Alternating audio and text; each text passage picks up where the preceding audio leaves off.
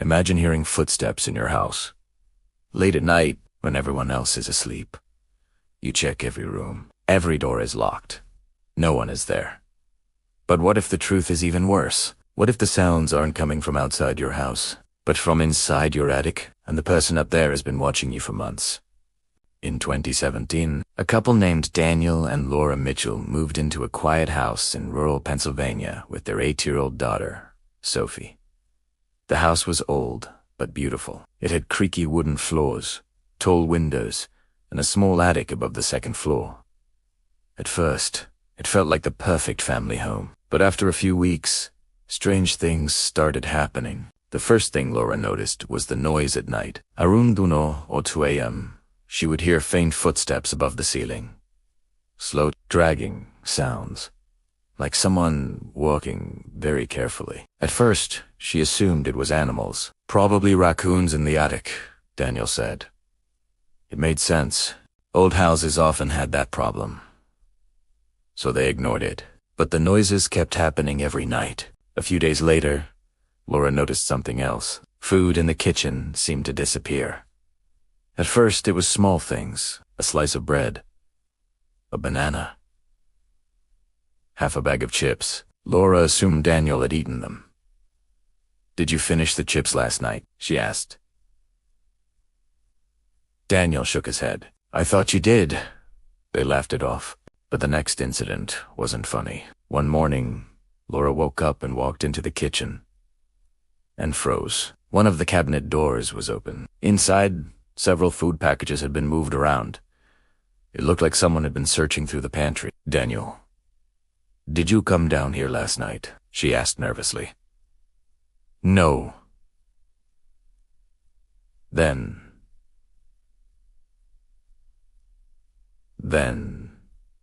who did? Daniel checked the doors and windows. Everything was locked. Over the next few weeks, the strange events continued. Objects would move. Kitchen drawers would be slightly open in the morning. Once, Laura even found a dirty footprint near the back hallway. But the most disturbing moment happened late one night. Laura was lying in bed when she clearly heard something above her. A loud thump, followed by slow footsteps, directly above the bedroom. Her heart started pounding. She woke Daniel immediately.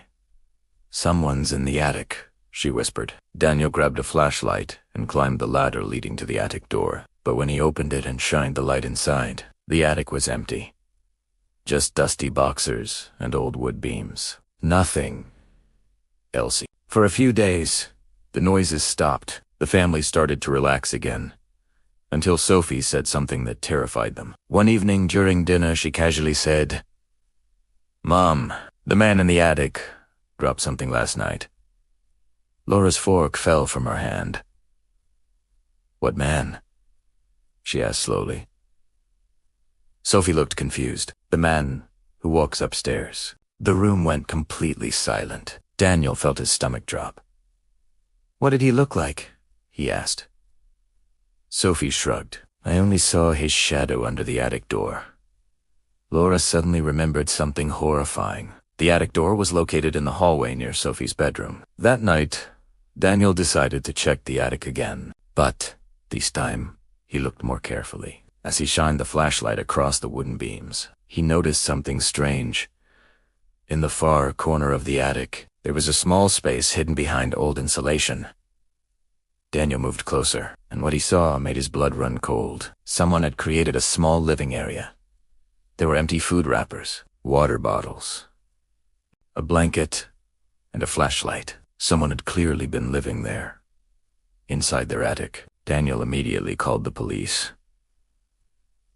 Officers arrived and searched the attic, but the person who had been hiding there was already gone. However, they found something disturbing. A small hole in the attic floor, directly above the hallway. From that hole, someone could easily watch the family moving around the house. They had likely been spying on them for weeks, maybe months. Police later discovered that a homeless man had been secretly entering the attic through a small window on the roof. He would wait until the family fell asleep, then quietly climb down to the kitchen to steal food. After that, he returned to the attic before morning. The footsteps the missing food, the open cabinets. It had all been him, watching Tim living above them every single night. The Mitchell family moved out of the house shortly after, but Laura says one memory still terrifies her. For weeks she thought the noises were animals, just harmless sounds in an old house. But the truth was far worse. Every night, while they were sleeping peacefully downstairs, there was a stranger lying awake in their attic, listening to them, watching Tim, waiting for them to fall asleep. So if you ever hear footsteps in your ceiling late at night, or notice food slowly disappearing from your kitchen, you might want to check your attic, because sometimes the scariest intruders aren't outside your house, they're already living inside it. Have you ever felt like someone was watching you, even when you were completely alone? What if the person watching you wasn't just curious, but obsessed? And what if you discovered that they had been collecting photos of you for months? This is a true stalker horror story that happened in the United States, and by the end of it, you might never feel comfortable near a window again. Jessica was a 21-year-old college student living in a small apartment in Portland, Oregon. It wasn't a fancy place, but it was affordable and close to campus. Her unit was on the second floor, with a big window that faced another apartment building across the street. At first, everything seemed normal. Jessica spent most of her evenings studying, watching Netflix, or talking to friends on Facebook. But after a few weeks, she started noticing something strange. Across the street, in one of the windows directly facing her apartment, there was always a man standing there. At first, she didn't think much about it. Maybe he lived there and just liked standing by the window. Maybe he was on the phone or looking outside. But the weird part was, he was always there. Morning, afternoon, night. Sometimes Jessica would look up from her laptop and see the faint outline of someone in that window, just standing there, completely still, watching. One night, Jessica joked about it to her roommate, Kayla. "I swear the guy across the street has nothing better to do than stare out his window," she laughed. Kayla walked over and peeked through the blinds. "Yeah, that's creepy," she said. "He's literally looking straight at our apartment." Jessica shrugged it off. "Maybe he's just bored." But Kayla didn't laugh. "Jess, he's not looking at the street. He's looking at you." Jessa felt a chill run down her spine. Still, she tried not to overthink it. Over the next few weeks, Jessica started feeling uncomfortable in her own apartment. Whenever she changed clothes, she made sure the blinds were closed. Whenever she walked past the window, she had the strange feeling that someone's eyes were following her. One evening, while studying late at night, she glanced across the street again. The man was still there, but this time, something was different. There was a small flash of light, like a camera on Jessica Frosse. "Did he just take a picture of me?" she whispered. Her heart started racing. She immediately closed the blinds. The next day, Jessica decided to walk around the block to clear her head. As she passed the building across the street, she slowed down. She tried to see which apartment the man might live in. But suddenly, the main door opened, and a man stepped out. Jessica instantly recognized him. Tall, pale, mid-30, said it was the man from the window. He looked directly at her. For a few seconds, neither of them moved. Tenna smiled, not a friendly smile. A slow, unsettling one. Jessica quickly turned around and walked away, pretending she didn't notice him, but she could feel his eyes burning into the back of her head. After that day, things got worse. Jessica started receiving strange notifications on her phone. Instagram follows from random accounts. No profile picture, no posts. Just one follower after another. Then one night, she received a message from an unknown account. It said, "You look nice in blue." Jessica's stomach dropped. She was wearing a blue hoodie at that exact moment. Inside her apartment, near the window, her hands started shaking. Slowly, she walked toward the blinds and slightly lifted them. Across the street, the man was standing in the window again, holding something in his hands. A camera with a long lens pointed directly at her apartment. Jessica slammed the blinds shut. The next morning, Jessica and Kayla went straight to the police station. They explained everything to the man watching them, the camera, the messages. At first, the officer wasn't sure if there was enough evidence. But then Jessica showed him the message. "You look nice in blue." The officer frowned. "Do you know this person?" Jessica shook her head. "No. The police decided to check the apartment building across the street. What they found inside shocked everyone. The man's apartment was filled with photographs. Hundreds of them. All of Jessica. Photos of her studying near the window. Photos of her drinking coffee. Photos of her laughing with friends. Some photos were taken at night using a powerful zoom lens. Others were taken when she walked outside. He had pictures of her entering her building, leaving for class, even walking to the grocery store. But the most disturbing discovery was a wall covered with printed photos, connected with red strings, like some kind of obsession board. And in the center, a large photo of Jessica. The man was arrested that same day. Police later discovered he had been stalking Jessica for almost 6 months, watching her every single day from his apartment window, tracking her routine, taking pictures whenever he could. The officers told Jessica something that terrified her even more. He was planning to approach you soon. They found notes in his apartment describing the best time to talk to her, and the route she usually walked home at night. Jessica moved out of that apartment the very next week. Even now, years later, she says one thing still haunts her. For months, she had felt like someone was watching her, but she kept telling herself it was just paranoia. It wasn't. Someone really was watching. Every single day, from the window across the street. So the next time you walk past a window or notice someone staring from a building across the street, you might want to ask yourself one question. Are they just looking outside? Or have they been watching you all along? What would you do if your phone rang every single night at the exact same time? Not once. Not twice, but every night at 2:17 a.m. And when you answered, no one spoke. Just silence. But the real horror begins when you discover where the call is actually coming from. In 2019, a 26-year-old nurse named Emily Carter moved into a small house in Columbus, Ohio. She had just started working night shifts at a local hospital, so her sleep schedule was already a little strange. The house was quiet, located in a calm suburban neighborhood, perfect for someone who just wanted peace after long hospital shifts. For the first few weeks, everything was normal, until the first call happened. One night, Emily had just fallen asleep when her phone suddenly started ringing. She opened her eyes and looked at the clock. 2:17 a.m., groggy and half asleep. She answered the call. "Hello." Silence. No breathing. No voice. Nothing.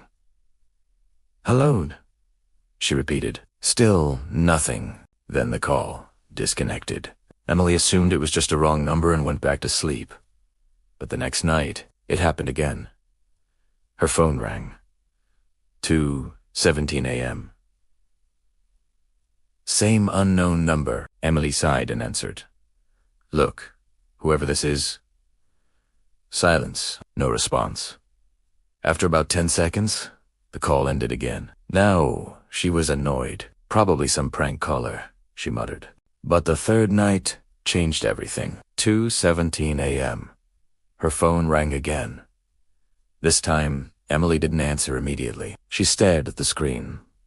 The same number. Her heart began to race. Finally, she answered. "Who is this?" Silence again, but this time, she heard something. Very faint, like air moving near the phone. Breathing.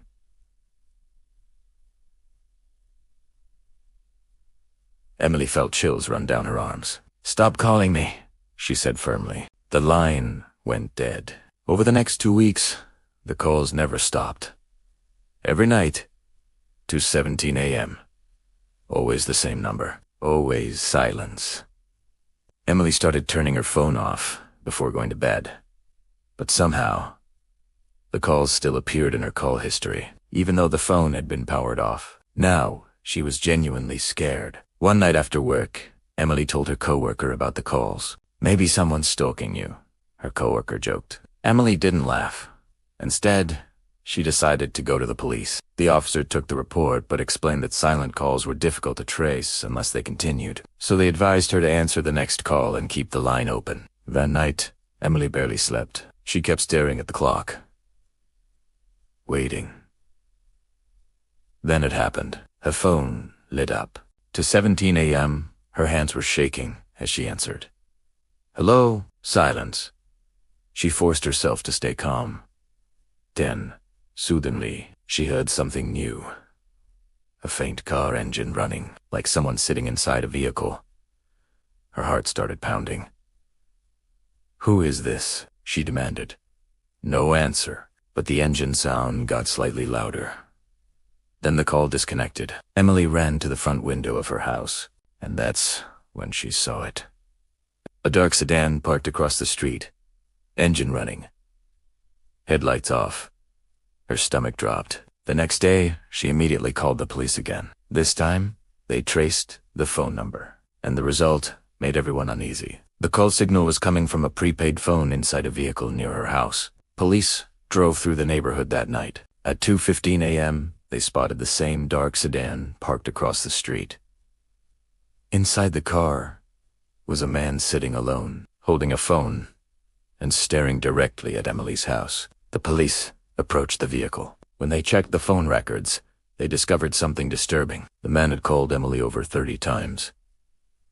Always at the exact same time. Las 2:17 a.m. When officers searched his car, they found a small notebook. Inside were notes about Emily, her work schedule, the days she arrived home late, even the time her bedroom lights usually turned off. He had been watching her house for weeks, maybe longer. The man was arrested for stalking and harassment. Police later discovered he lived only 3 blocks away. He had apparently noticed Emily when she first moved in and became obsessed. The silent calls were his way of making sure she was home. Every single night, Emily moved away from that house shortly after the incident. But even today, she says one thing still scares her. For weeks she believed those calls were random, just some annoying prank. But in reality, every time her phone rang at 2:17 a.m., the person calling her was sitting right outside her house, watching, waiting.